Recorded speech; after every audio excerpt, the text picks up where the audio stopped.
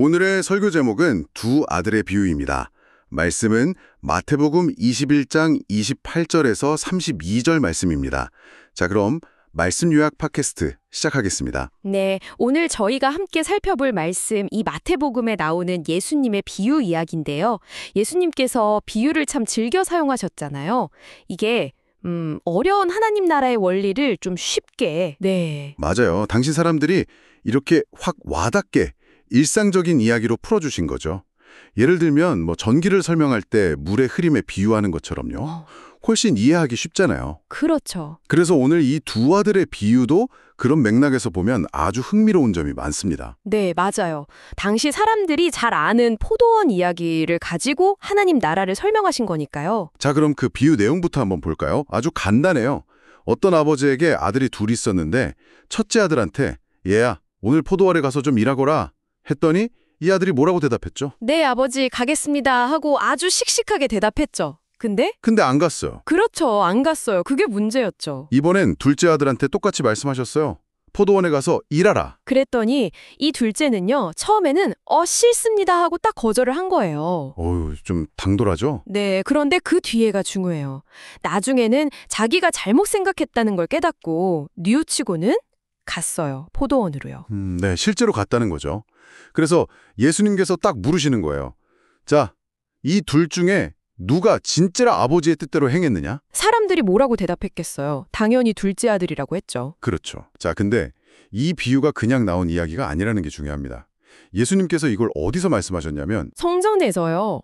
그것도 당시 종교 지도자들이랑 막 논쟁하고 계실 때였어요. 네, 대제사장들 또 백성의 장로들, 그 권위 있는 사람들 앞에서 이 말씀을 하신 거예요. 그러니까 사실상 그 사람들을 향해서 당신들이 바로 그 첫째 아들 같다.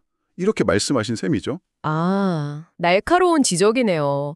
겉으로는 율법도 잘 지키고 아주 신앙심 깊은 것처럼 보였는데. 네, 그렇죠. 겉모습은 그랬는데 실제로는 자기들의 어떤 기득권 이런 걸 지키려고 하나님의 진짜 뜻은 거부하고 있었던 거예요.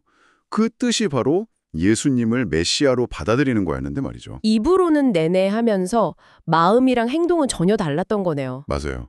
그걸 이제 뭐랄까 영적 위선이라고 부를 수 있겠죠. 이게 근데 비단 그 시대만의 이야기는 아닌 것 같아요. 요즘에도 보면. 그렇죠.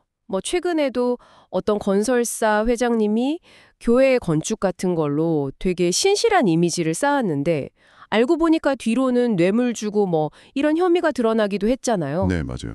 그런 것처럼 말과 행동이 다른 모습들, 이게 우리 자신에게도 해당될 수 있는 문제인 것 같아요. 한번 돌아봐야죠. 자, 그럼 이제 둘째 아들 이야기를 좀 해볼까요? 예수님은 이 둘째 아들을 누구에 비유하셨냐면요. 놀랍게도 당시 죄인 취급받던 사람들이에요. 세리나 창녀 같은 사람들이요? 네. 세리는 같은 민족한테서 세금 뜯어서 로마 안에 바치니까 민족의 배신자 취급받았고 창녀는 말할 것도 없이 율법적으로나 사회적으로나 죄인으로 낙인 찍혔잖아요. 처음에는 아버지 뜻을 거역했던 그 둘째 아들 모습이랑 어떻게 보면 비슷하네요. 그렇죠? 처음에는 그랬어요. 그런데 이들 중에는요. 세례 요한이 외쳤던 메시지 있잖아요. 회개하라, 천국에 가까이 왔다. 이 메시지를 듣고 정말로 마음을 돌이킨 사람들이 있었다는 거예요. 아, 진심으로 뉘우치고 삶의 방향을 바꾼 거군요. 네, 그냥 후회만 한 게 아니라 하나님을 믿고 순종하는 삶으로 돌아선 거죠. 예수님은 그걸 보신 거예요. 이들이야말로 둘째 아들과 같다고. 이게 참 감동적인데요. 혹시 구체적인 예 같은 거 있을까요? 몽골의 부카라는 청년 이야기가 있어요. 원래 폭력 조직에 몸담고 있었는데 친구 전도로 교회를 나가게 된 거예요. 네. 그러다가 어머니가 병으로 고생하셨는데 기도하면서 치유되는 걸 경험하고는 완전히 삶이 바뀐 거죠. 회개하고 지금은 사역자의 길을 걷고 있다고 해요. 와, 정말 불순종의 길에서 순종의 길로 완전히 돌아선 그야말로 둘째 아들의 모습이네요. 그렇죠. 정말 극적인 변화죠. 자, 그럼 이 비유를 통해서 예수님께서 진짜 가르치고 싶으셨던 참된 순종의 핵심, 이게 뭘까요? 한 두 가지 정도로 정리해 볼 수 있을 것 같은데요. 네. 첫 번째는 역시 그거겠죠. 아버지의 뜻대로 행하는 것. 마음으로만 그래야지 하는 걸 넘어서야 한다는 거죠. 맞아요. 그냥 동의하는 수준이 아니라 핑계나 어려움이 있어도 실제로 실천하는 거. 요한 웨슬리 목사님의 어머니 수산나 웨슬리 여사님 이야기가 딱 떠오르네요.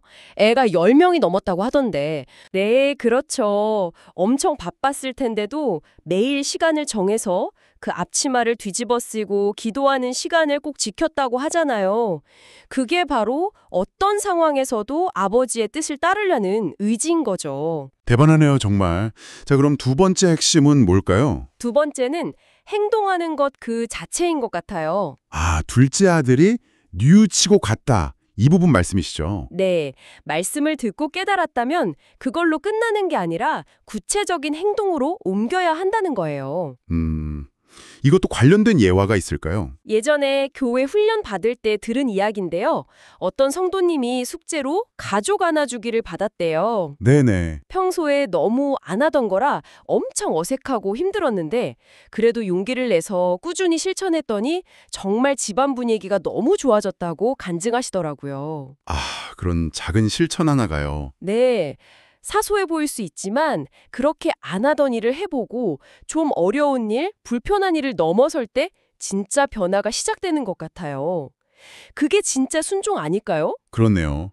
핑계대고 안 하는 첫째 아들이 아니라 처음엔 좀 거부감이 들더라도 뉘우치고 행동으로 옮기는 둘째 아들처럼요. 맞습니다. 결국 이 비유는 우리 각자에게 계속 묻는 것 같아요. 나는 지금 어느 아들의 모습에 더 가까운가? 하고 말이죠.